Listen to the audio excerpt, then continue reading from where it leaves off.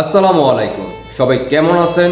এই মুহূর্তে আপনি কোথায় থেকে দেখতেছেন জানাইতে পারেন কমেন্টে। দেশে প্রবাসে যেখানেই থাকুন না কেন দ্রুত ভিডিওটা সর্বোচ্চ শেয়ার করে দেশবাসীকে দেখার সুযোগ করে দিবেন। সবাই সাবধান হয়ে যান, যার যার এলাকা থেকে সবাই সাবধান হন। কারণ আপনারা ইতিমধ্যে জানেন, অনেকে দেখে ফেলছেন, বাংলাদেশে বিভিন্ন স্থানে কবর থেকে কঙ্কালদেরকে উঠিয়ে নেওয়া হচ্ছে রাতের অন্ধকারে। রাতের অন্ধকারে বাংলাদেশের পুরনো কবরগুলো, কঙ্কালগুলো তারা উঠিয়ে নিচ্ছে সারা বাংলাদেশে। ইতিমধ্যে আপনারা জানেন, যারা জানেন না তারা তো জানেন না, আর যারা দেখে ফেলছেন তারা তো দেখেই ফেলছেন। দেখতে থাকুন সেই কঙ্কালের দৃশ্য, বাকিটা পরে আমি বলতেছি, দেখতেই থাকুন। আমার স্ত্রীর লাশটাও নিয়ে গেছে।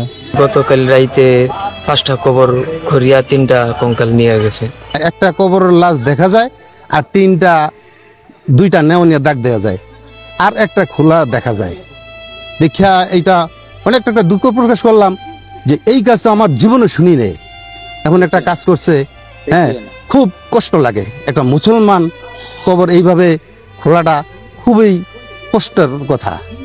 স্ত্রী মারা গেছে 1 বছর 2 মাস হবো, লিভার ক্যান্সারে মারা গেছে। আমরা বাড়ি ব্যাপার নিয়ে সবাই নিয়ে তারপরে এনে দাফন করছি। এখানে 3টা কবর খোদা হয়েছে, 5টা কবর খোদা হয়েছে, 2টা কবরের লাশ নিয়ে গেছে গা। আমার স্ত্রীর লাশটাও নিয়ে গেছে। এখানে প্রায় 50+ কবর আছে। তো এখান থেকে গতকাল রাইতে 5টা কবর খরিয়া 3টা কঙ্কাল নিয়ে গেছে। কিন্তু এটার জন্য আমরা পুরো গ্রামবাসী খুবই হতভম্ব, দুঃখ প্রকাশ করছি যে এটার জন্য আসলেই আমাদের খুব খারাপ লাগে। সকালে বাইর থেকে যখন বাইরেছি তখন খবর পেলাম যে এলাকায় 4টা-5টা কবর খোলা হয়ে গেছে। তখন আইসি দেখতেছি যে অনেক লোক সংখ্যা। তারপরে দেখতেছি একটা কবরের লাশ দেখা যায় আর 2টা নেওনিয়া দাগ দেখা যায় আর একটা খোলা দেখা যায়। দেখা এইটা অনেকটা একটা দুঃখ প্রকাশ করলাম যে এই কাজ আমার জীবনে শুনি নেই, এমন একটা কাজ করছে। হ্যাঁ, খুব কষ্ট লাগে। কি দেখলেন তো? এই মুহূর্তে আপনি কোথায় থেকে দেখতেছেন জানাইতে পারেন কমেন্টে। দেশে প্রবাসে যেখানেই থাকুন না কেন দ্রুত ভিডিওটা সর্বোচ্চ শেয়ার করে দেশবাসীকে দেখার সুযোগ করে দিবেন। সবাই সবার জায়গা থেকে কবর পাড়া দেওয়ার চেষ্টা করুন, না হয় রাতের অন্ধকারে আপনার বাড়ির, আপনার আশেপাশে কবরস্থান থেকে কবর তুলে নেবে বর্তমান 24-এর রাজাকার বংশের সন্তান, জিন্নাতের বংশের সন্তানেরা। উদ্দেশ্য একটাই, আপনারা ইতিমধ্যে জানেন, জুলাই আগস্ট থেকে এই পর্যন্ত আয়নাগর নামে একটা গুজব ছড়ায়। আজও কিন্তু 7 মাস মাথায় এখন পর্যন্ত আয়নাগরের অস্তিত্ব এখনও জনসম্মুখে আসে নাই। ইতিমধ্যে আপনারা জানেন তারা আয়নাগর তৈরি করতেছে গোপনতার মাধ্যমে। অনেকে নতুন যে আয়নাগরগুলো রং দিয়ে তারা রেডি করতেছে, সেটা কিন্তু সোশ্যাল মিডিয়াতে আপনারা ইতিমধ্যে সেই ছবিগুলো আপনারা দেখে ফেলছেন। আপনারা জানেন 32-এ বাড়ি বঙ্গবন্ধু, সেই 32 বাড়ি ভাঙার সময়, ভাঙার পরে ঘোষণা আসে, জিন্নাতের বংশের সন্তানরা মানুষদেরকে বোঝানোর চেষ্টা করে যে আন্ডারগ্রাউন্ডে আয়নাগর পাওয়া যাবে। আয়নাগর পাওয়া গেছে, ওইখানে সাগর আর পানি। ইতিমধ্যে আপনারা জানেন যেখানে গাড়ি পার্কিং করা হয় 32 নম্বর বাড়ি 4 তলার আন্ডারগ্রাউন্ডে গাড়ি পার্কিংয়ের ব্যবস্থা করা হয়, যেহেতু জায়গাটা ছোট।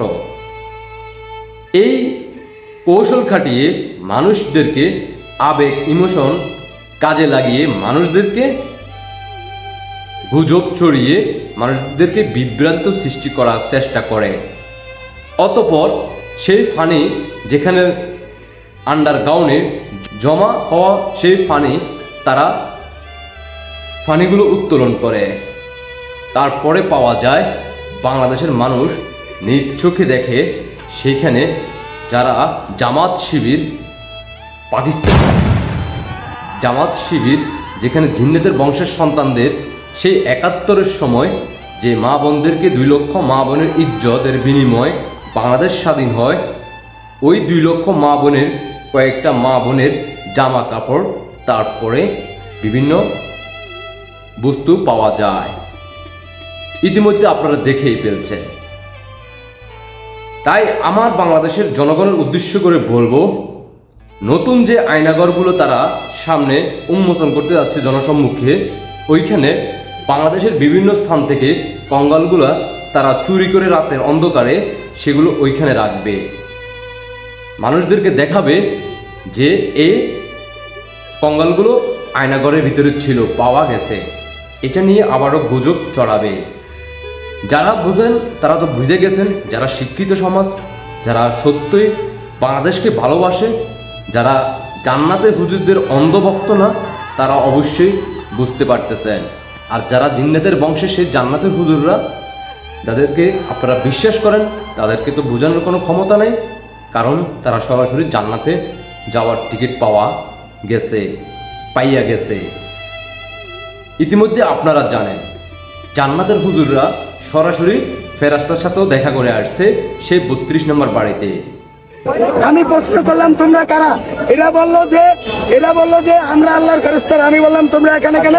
তখন ফেরেশতারা আমার কলবে উত্তর দেয়, খুশি আল্লাহ আমাদেরকে পাঠাইছে, তোমরা যে বাড়ি দিচ্ছ প্রত্যেকটা বাড়িতে 10টা করে নেকি তোমাদের আমলনামায় দেওয়া হবে।